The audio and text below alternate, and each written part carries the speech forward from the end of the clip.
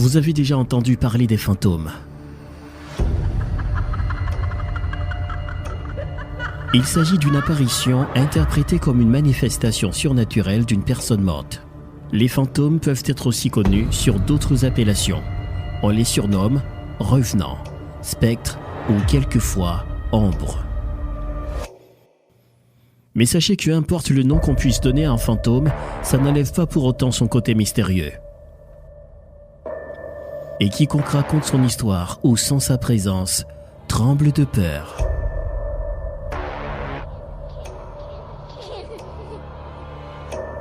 Mais il n'existe pas seulement les fantômes dans les croyances populaires. Il existe les vampires, une autre espèce de morts-vivants qui fait partie des grandes créatures légendaires. Elle trouve ses origines dans des traditions mythologiques anciennes et diverses.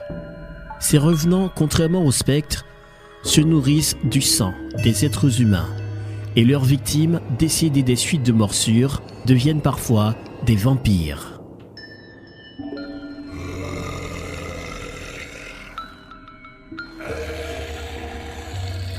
Pour survivre, un vampire doit mener une vie nocturne.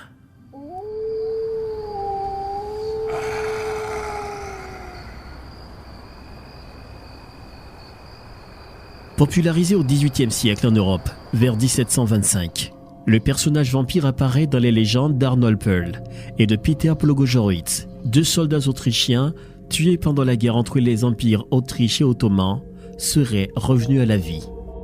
Ils ont pris la forme de vampires pour hanter les villages de Medveja et Kisiljevo. Mais la légende des vampires remonte à plus de 6000 ans avec la naissance d'Alucard, fils de Vishnu et de Saskia. Parmi les plus horribles personnages nés de l'imagination humaine, les vampires transcendent le temps et l'espace, surclassant de nombreuses légendes racontées dans les cultures populaires.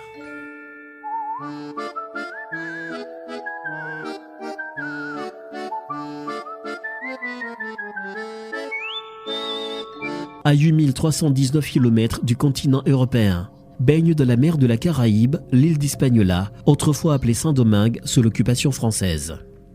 Deux États partagent cette île.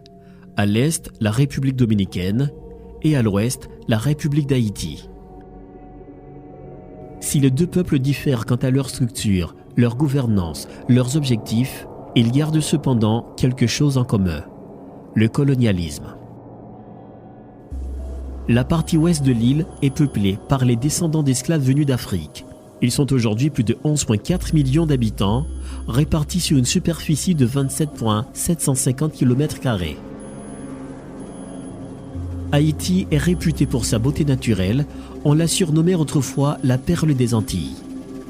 Elle peut s'enorgueillir aujourd'hui de son passé glorieux, empreint de grands exploits, surtout de victoires contre l'esclavagisme, mais plus encore de ses richesses culturelles.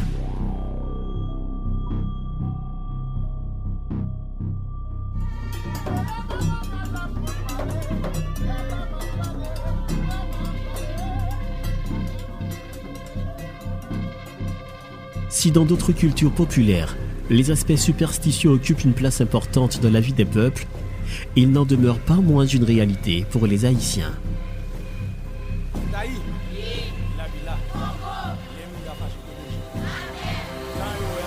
Le vaudou est l'une des principales sources de certaines croyances populaires, parmi lesquelles la zombification, processus qui permet de ramener les morts à la vie en détruisant complètement leur conscience afin de les rendre esclaves.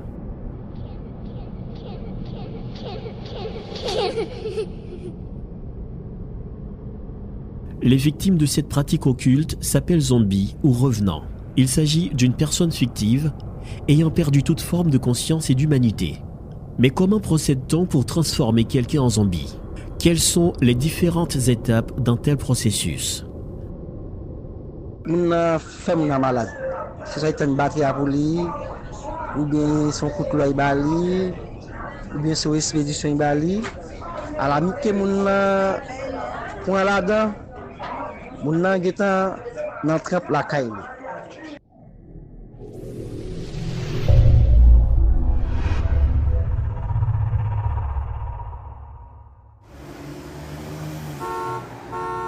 À 223,4 km de la capitale haïtienne, nous rencontrons Salnav, un jeune prêtre du vaudou qui accepte de nous entretenir sur ce sujet.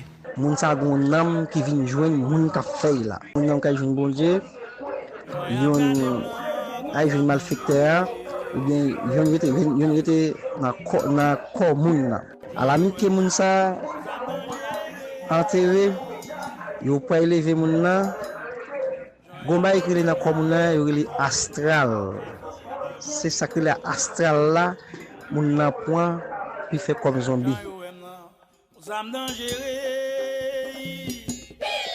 Salnav n'en est pas le seul pratiquant dans sa communauté. Il existe beaucoup d'autres, mais ce qui lui diffère de certains d'entre eux, c'est le respect qu'il dit avoir pour la vie. C'est coup malfecteur. C'est coup malfecteur. Il habite à Port-Margot, commune du département du Nord, à 5h34 de Port-au-Prince en voiture, via la Nationale 1. Le poison administré aux victimes de la zombification s'appelle tétrodotoxine. Il est composé à base du poisson fougou et du venin de crapaud pour obtenir la poudre à zombie utilisée par les Bokor. Entre autres symptômes ressentis par les nombreuses victimes, on cite la paralysie, l'hypertension artérielle, la perte de conscience, l'hypothermie, ce qui implique chez les patients un ralentissement des battements cardiaques jusqu'à ce qu'ils entrent dans un état végétatif.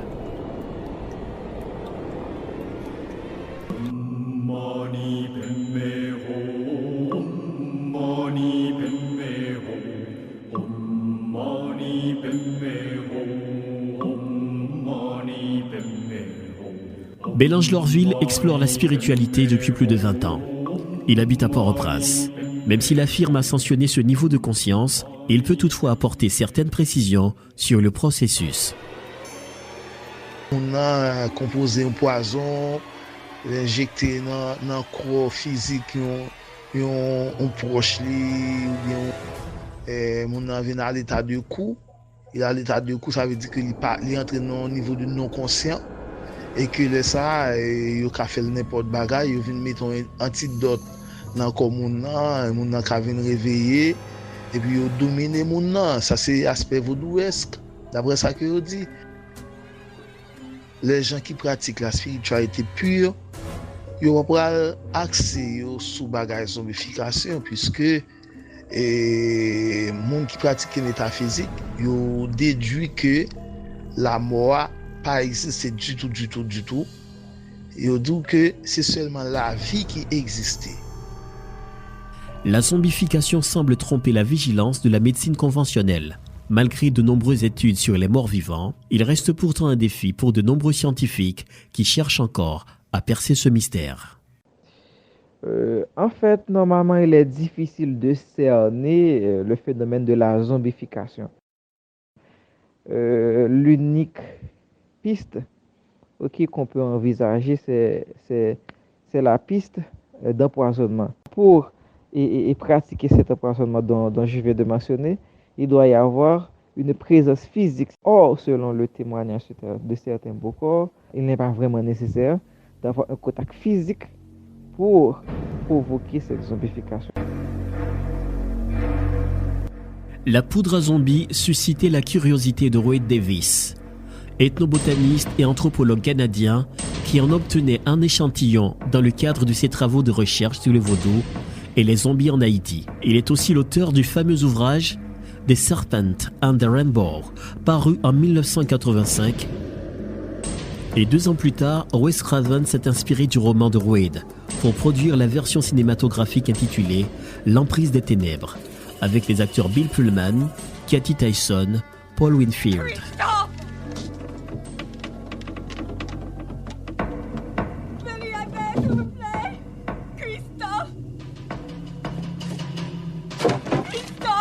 L'histoire des zombies en Haïti est bien réelle.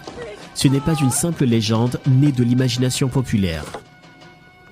Le cas de Clervius Narcisse en est la preuve vivante.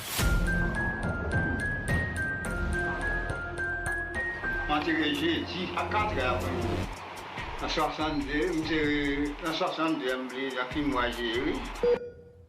Le personnage en question avait été déclaré mort le 2 mai 1962 des suites d'une maladie à l'hôpital des Chapelles. Clervius Narcisse a été enterré le lendemain dans un village près de Leicester, ville du département de l'Artibonite. Mais quelques années plus tard, soit en 1980, un homme avait réapparu. Il s'agissait de Clervius Narcisse. Se présentant à sa sœur Angelina Narcisse, il a affirmé qu'il était son frère Clervius. La dame, tétanisée par ce qu'elle pourrait appeler un miracle, restait pendant plusieurs secondes sans lâcher un seul mot.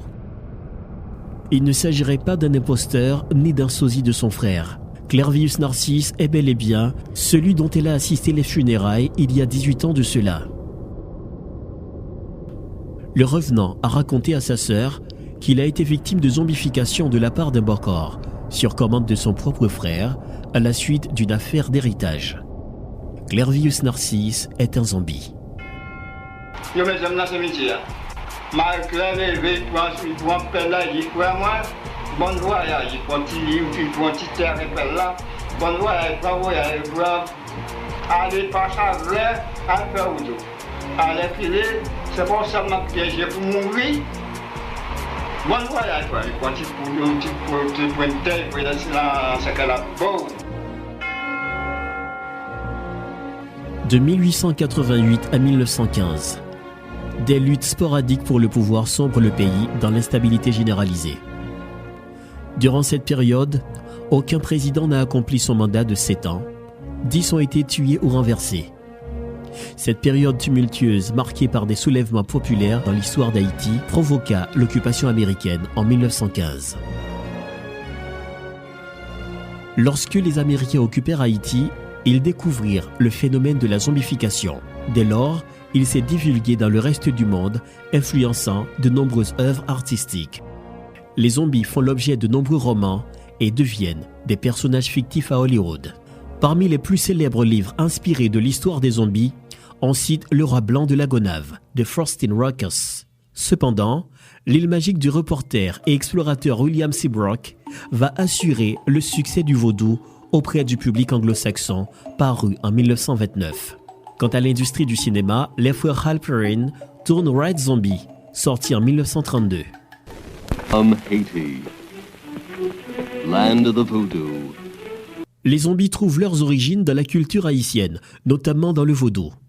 Mais contrairement à d'autres personnages fictifs, ils sont amenés sur un terrain scientifique et réunissent des disciplines comme l'anthropologie, la sociologie, la philosophie, la théologie, la médecine et même l'ésotérisme. White zombie.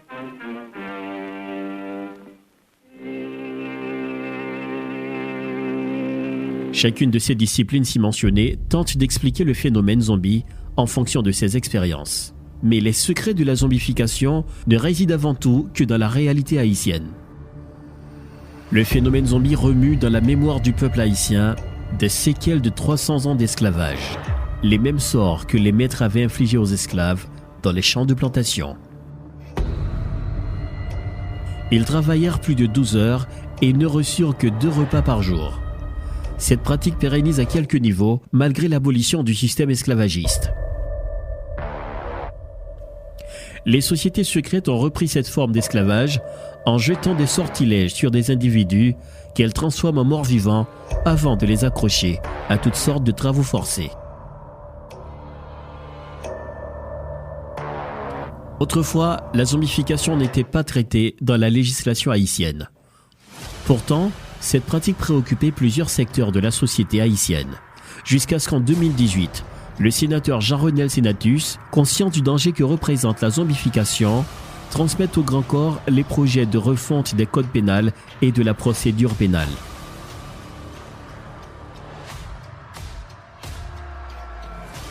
Dans ce document, le président de la commission Justice, Sécurité et Défense nationale du Sénat a largement élaboré des textes autour du phénomène zombie.